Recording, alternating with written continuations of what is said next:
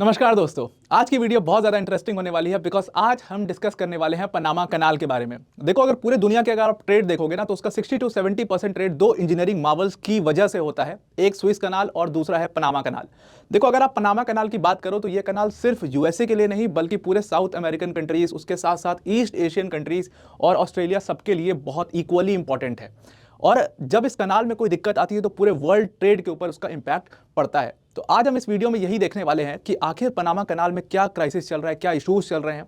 उसके साथ साथ आपको थोड़ी सी पनामा कनाल की वर्किंग को भी समझना पड़ेगा और उसके साथ साथ थोड़ा सा हिस्टोरिकल पर्सपेक्टिव देखेंगे इस पूरे कनाल का और उसकी इंपॉर्टेंस को देखने की कोशिश करेंगे।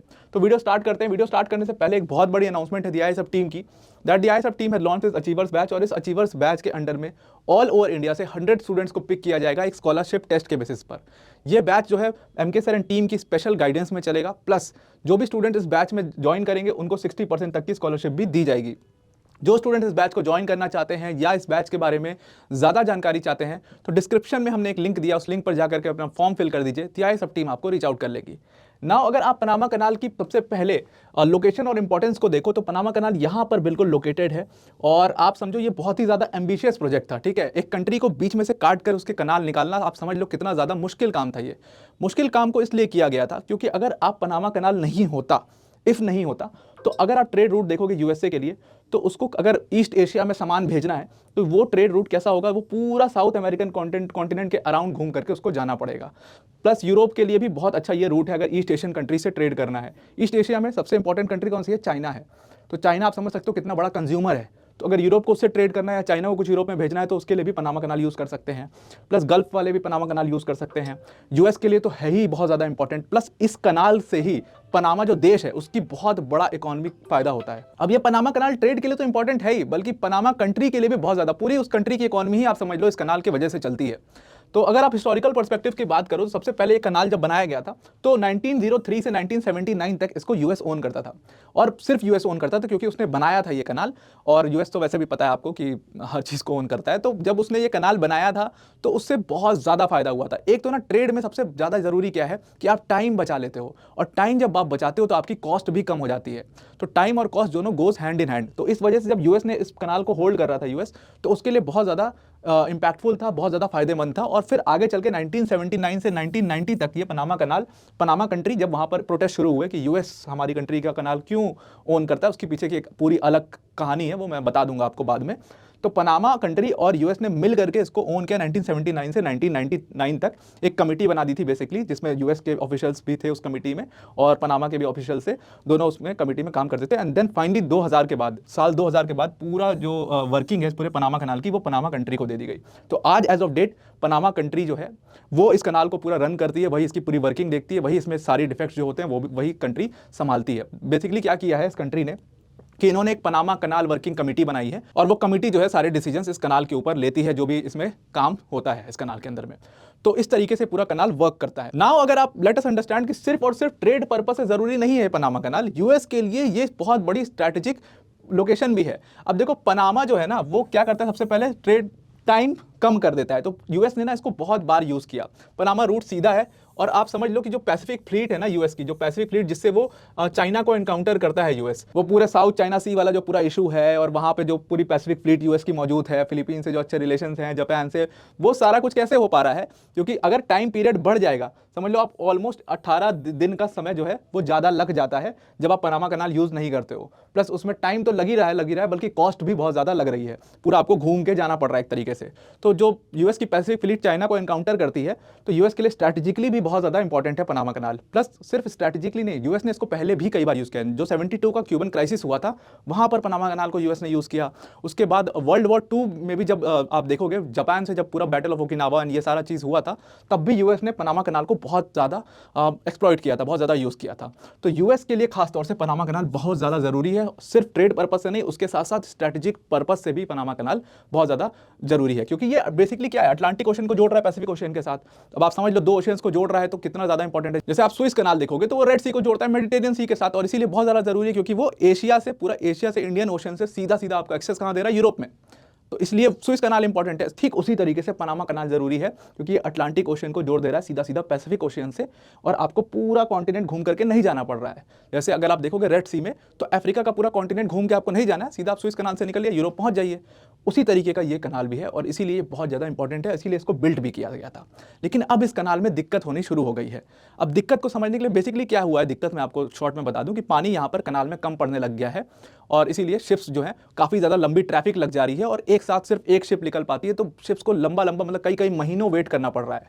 तो जितना टाइम वो यहाँ से बचाने का सोच रहे थे उतना टाइम तो लग जा रहा है इस कनाल के अंदर में, और प्लस इससे बढ़िया तो आप घूम के चले जाओ। ये वाली प्रॉब्लम होने लग गई है। तो पानी कमी की वजह से कनाल में दिक्कत क्या है, इसको आपको समझने में थोड़ी सी प्रॉब्लम हो रही होगी। तो उसके लिए आपको क्या करना होगा, उसके लिए पहले आपको पूरे पनामा कनाल की वर्किंग को समझना होगा ना। अगर आप पूरे कनाल की वर्किंग को समझोगे तो वर्किंग कुछ इस तरीके से, ये पूरा सी लेवल है और सी लेवल में से डोर खुलता है, और फिर पहले डोर खुल के फिर यहाँ पर शिप पहुंचती है, फिर इस पाइप के थ्रू आप देखो पूरा इसमें पानी भर जाता है, और ये वाला जो 1 के अंदर जो सी लेवल है वो राइज होता है और वो 2 के बराबर हो जाता है। अब दूसरा वाला गेट खुलेगा, और जब दूसरा वाला गेट खुलेगा तो शिप आगे जाएगी। नाउ जब शिप आगे जाएगी तो फिर वही सेम प्रोसेस होगा कि इस पाइप के थ्रू पानी जो है वो इसमें भर जाएगा, और जब इसमें पानी भरेगा तो फिर इसका लेवल जो है इसके बराबर हो जाएगा, और जब इसका लेवल इसके बराबर होगा तो शिप फिर आगे जाएगी।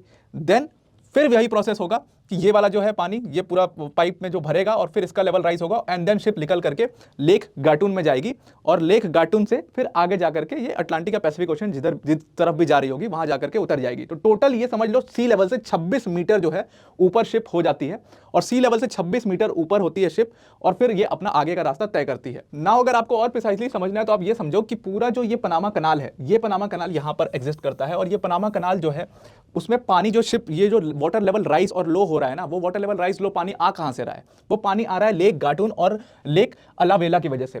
नाउ ये दोनों लेक्स बहुत इंपॉर्टेंट है पनामा कनाल के लिए, और इन्हीं से जो पानी निकलता है वो वाटर लेवल को राइज और लो करता है। आपने देखा होगा कि लेक गाटून से जो पानी आ रहा है वही पूरा भर रहा है और नीचे नीचे जा रहा है, और उसकी वजह से वाटर लेवल राइज हो रहा है और शिप जो है ऊपर आ रही है, और फिर वो आगे आगे आगे आगे बढ़ते हुए जा रही है।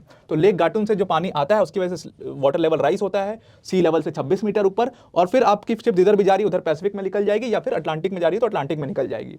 तो अगर आप देखोगे पूरा पनामा कनाल को जो पानी मिल रहा है उसका 80 to 90% जो वाटर है वो सिर्फ अकेले 80 to 90% वाटर है वो सिर्फ अकेले लेक गाटून से मिल रहा है। नाउ व्हाट हैज हैपेंड कि क्लाइमेट चेंज की वजह से लेक गाटून का पानी सूखने लगा, टेंपरेचर राइज होने लगा और लेक गाटून का पानी सूखने लगा है। बेसिकली देखो बेसिकली एल नीनो और ला नीना का एक प्रोसेस होता है, एक साइकिल होती है। एल नीनो जो है वो हर 2 से 7 साल में आता था, बट अब क्या होने लगा है कि एल नीनो का जो टाइम पीरियड है वो थोड़ा सा बढ़ने लगा है, जिसकी वजह से क्या हुआ है कि आप देखोगे कि यहाँ पर लेक गाटून और उसके अराउंड वाले एरिया में बहुत भीषण ड्राउट्स पड़ना शुरू हो गए हैं, और इस ड्राउट्स की वजह से गाटून के लेक में ही पानी कम हो गई है, यहाँ पर रेनफॉल भी कम हो गया है, और रेनफॉल की वजह से पानी कम होने लगा है। अब जब लेक गाटून में पानी कम होने लगेगा तो पनामा कनाल को पानी कहां से जाएगा, वो एक बहुत बड़ी समस्या बनकर के सामने आ गई है। देखो जब इंजीनियर्स पनामा कनाल को बना रहे थे ना, तो उनके दिमाग में ये वाला प्रोसेस ही नहीं था कि क्या कैसे अगर क्लाइमेट चेंज होता है तो उसका इंपैक्ट कैसे पड़ सकता है डायरेक्टली। अब एल नीनो की वजह से क्या होता है, अनइवन डिस्ट्रीब्यूशन हो जाता है रेनफॉल का। पेरू वाली कोस्ट पे बहुत ज्यादा रेनफॉल हो जाएगी, आगे चल के कम रेनफॉल हो जाएगी, उसकी वजह से कुछ एरिया में फ्लड्स आ जाते हैं और कुछ एरिया में ड्राउट्स पड़ जाते हैं। तो ये जो प्रोसेस है ये बहुत ज्यादा एल नीनो का जब प्रोसेस के ऊपर इंपैक्ट हुआ है, एल नीनो के टाइम पीरियड पे इंपैक्ट हुआ है, तो जो नॉर्मल सीजन का जो टेम्परेचर था ना, जैसे वेट सीजन जो आप देखोगे पूरा पनामा का वो अप्रैल टू नवंबर हुआ करता था, और वहीं पर ड्राई सीजन देखोगे वो दिसंबर से मार्च तक हुआ करता था। अब क्या हुआ, वेट सीजन कम हो गया और ड्राई सीजन बढ़ गया, इसकी टाइम पीरियड बढ़ गई है, जिसकी वजह से ये ड्राउट्स देखने को मिल रहे हैं। तो अब जो लेक गाटून में पहले क्या होता था कि वाटर रिप्लेनिश होते रहता था, ठीक है, वाटर रिसाइकल होते रहता था, पानी आते रहता था, तो फ्रेश वाटर आते रहता था बारिश की वजह से, और मेन सोर्स लेक गाटून का फ्रेश वाटर का वो है रेनफॉल, और रेनफॉल ही जब नहीं होगी और ड्राउट पड़ जाएगा तो पनामा कनाल में ही पानी नहीं जा पाएगा, जिसकी वजह से शिप्स जो हैं वो एक साथ कई सारी शिप्स को नहीं निकाल सकते हैं, क्योंकि वाटर लेवल जो नॉर्मल चाहिए उनको उससे लो होने लगा है। इसलिए वो लोग एक साथ सिर्फ एक बार में एक शिप निकाल रहे हैं, जिसकी वजह से बहुत लंबा ट्रैफिक लग गया है, और कई कई दिनों तक शिप्स को वेट करना पड़ता है। बेसिकली उनको एक टोकन मिलता है और उस टोकन के हिसाब से उनको अपनी बारी का वेट करना पड़ता है, जिसकी वजह से कार्गोस लेट हो रहे हैं, इकोनॉमी पे इसका इफेक्ट पड़ रहा है, प्लस सिर्फ इकोनॉमी पे ही नहीं, ट्रेड पे ही नहीं, पनामा कंट्री के ऊपर भी इसका बहुत ज़्यादा इंपैक्ट पड़ रहा है, क्योंकि पनामा जो आप कंट्री है ना, वो भी पनामा कनाल के अलावा लेक गाटून पर अपने पूरे फ्रेश वाटर के लिए डिपेंड करती है। तो पनामा कंट्री में भी पानी की कमी होना शुरू हो चुकी है, और वहाँ के लोग प्रोटेस्ट करने लगे हैं कि लेक का पानी जो है वो शहर में लोगों तक ज़्यादा जाना चाहिए और कनाल में कम कर देना चाहिए, और इसी के ऊपर ये पूरी प्रोटेस्ट, पूरी लड़ाई चल रही है और इसी को कहा जाता है पनामा कनाल क्राइसिस। तो अगर इस क्लाइमेट चेंज से लड़ने का कोई तरीका या कोई ऑल्टरनेटिव सॉल्यूशन नहीं निकाला गया, कोई टनल खोद के मतलब लेक को पानी कहीं और से किसी और सोर्स से नहीं दिया गया, तो ये लेक बहुत जल्दी सूख जाएगी और इसकी वजह से पनामा कनाल की वर्किंग जो है वो बंद हो जाएगी और एक बहुत बड़ा ट्रेड पॉइंट, जो चोक पॉइंट कह लो आप ट्रेड का, वो स्टॉप हो जाएगा, जिसकी वजह से पूरे वर्ल्ड के ट्रेड पर इसका इंपैक्ट पड़ेगा। दूसरी तरफ सुएज कनाल को अगर आप देखो तो वहाँ पर ऑलरेडी बहुत ज़्यादा डिस्टर्बेंस चल रही है वॉर की वजह से। रेड सी की जो शिप्स हैं उनको हुदीस अटैक कर रहे हैं और हुदीस के ऊपर जो है यूएस और यूके अटैक करना शुरू किया है। तो ऑलरेडी एक जो हमारे पास ट्रेड रूट है, ऑलरेडी जो एक ट्रेड चोक पॉइंट है वो ऑलरेडी बहुत ज़्यादा डिस्टर्ब्ड है। अब दूसरा पनामा कनाल भी क्लाइमेट चेंज की वजह से डिस्टर्ब हो जाएगा और कहा जा रहा है कि 2025 में डिस्टर्बेंस और ज़्यादा बढ़ने वाली है, क्योंकि क्लाइमेट चेंज की वजह से टेम्परेचर और बढ़ते जा रहा है। तो इस वजह से ये इसके लिए कुछ ऑल्टरनेटिव सॉल्यूशन जो निकाले जा रहे हैं, वो ऑल्टरनेटिव सॉल्यूशन एक तो ये है कि कनाल बना करके जो मेन सोर्स है लेक गाटून का, वो अभी रेनफॉल है, तो उस रेनफॉल वाले सोर्स को हटा करके दूसरा सोर्स लगाना चाहिए, एक कनाल बना करके सी का पानी, मतलब अटलांटिक ओशन से पानी जो है वो लेक गाटून में ट्रांसफर हो जाए, ऐसा कुछ कर देना चाहिए। तो ये एक अभी सजेस्टेड सॉल्यूशन है, लेकिन अभी कुछ फाइनल इसमें निकाला नहीं गया है। सो आई होप आपको पूरा ये पनामा कनाल का क्राइसिस समझ में आ गया होगा। आई होप ये वीडियो आपकी हेल्प करती है। Thank you and have a nice day.